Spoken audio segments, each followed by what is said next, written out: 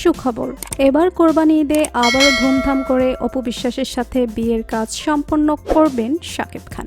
ইতিমধ্যে একাধিক গণমাধ্যমে তথ্য উঠে এসেছে। এমনকি জানা গিয়েছে শাকিব খান অপু বিশ্বাস বিভিন্ন সময় পেলে ঘুরতে যাচ্ছে এখন। তাই তো এবার কোরবানি ঈদের শাকিব অপুর বিয়ে নিয়ে মিডিয়ার সামনে কি বললেন অভিনেতা রিয়াজ, এবং জানালেন শাকিব অপু আবারও যে কারণে বিয়ে করছেন। তবে কি এর পেছনে গোপন কোনো কারণ আছে? এ বিষয়ে বিস্তারিত জানতে হলে ভিডিওটিতে একটি লাইক দিয়ে ভিডিওটি না টেনে দেখতে থাকুন।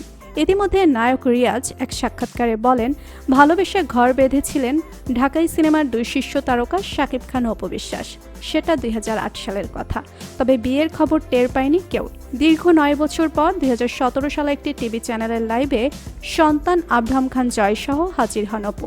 এরপর জানান তিনিও শাকিব বিবাহিত এবং এই সন্তান তাদেরই। ওই ঘটনায় গোটা দেশ তোলপাড় হয়। কিছুদিন পর শাকিব অপুর সংসারও ভেঙে যায়। তখন থেকে শাকিব যেমন একা রয়েছেন, অপুও একা। তবে এবার কোরবানি ঈদে আবারও বিয়ে করতে চলেছে এই জুটি। অপু বিশ্বাস এক সাক্ষাৎকারে বলেছিলেন, আমি যদি বিয়ে করি তাহলে হয়তোবা আমি স্বামী পাবো, কিন্তু আমার ছেলে কি তার প্রকৃত বাবাকে পাবে? আমি ছেলের কথা চিন্তা করে কখনো নিজের বিয়ের কথা ভাবিনি, কেননা আমার ছেলে আমার কাছে সব। তাই তো আল্লাহ হয়তোবা আমাদেরকে আবার ভালো কিছু উপহার দিতে চলেছে। অপু বিশ্বাসের এমন ইঙ্গিতে সবকিছু পরিষ্কার হয়ে গিয়েছে, কেননা এবার কোরবানি ঈদে এক হচ্ছে শাকিব অপু।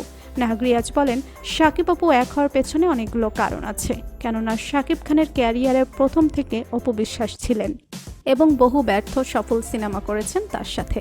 সেই কারণে শাকিব খানও যদি কখনো ভুলতে পারেনি, তার ভেতরে অপু বিশ্বাসের অন্যতম একটি গুণ ছিল।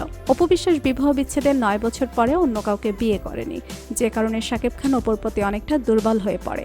শেষমেশ ছেলের কথা মতন আবারও বিয়ে করতে চলেছেন এই জুটি। ইতিমধ্যে একাধিক গণমাধ্যম এই তথ্য নিশ্চিত করেছে।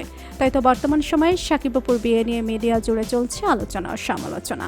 তো বন্ধুরা, শাকিব অপুর বিয়ে নিয়ে নায়ক রিয়াজের এমন মন্তব্যে আপনাদের মতামত কি? আর আপনারা কি চান শাকিব অপু আবারও বিয়ে করে একসাথে ঘর সংসার করুক? এ বিষয়ে আপনাদের মতামত কমেন্টস করে অবশ্যই জানাবেন আমাদেরকে। ভিডিওটি ভালো লাগলে লাইক, কমেন্ট ও শেয়ার করতে ভুলবেন না। আর আমাদের চ্যানেল ও ফেসবুক পেজটি ফলো করে আমাদের সাথেই থাকুন। ধন্যবাদ সবাইকে।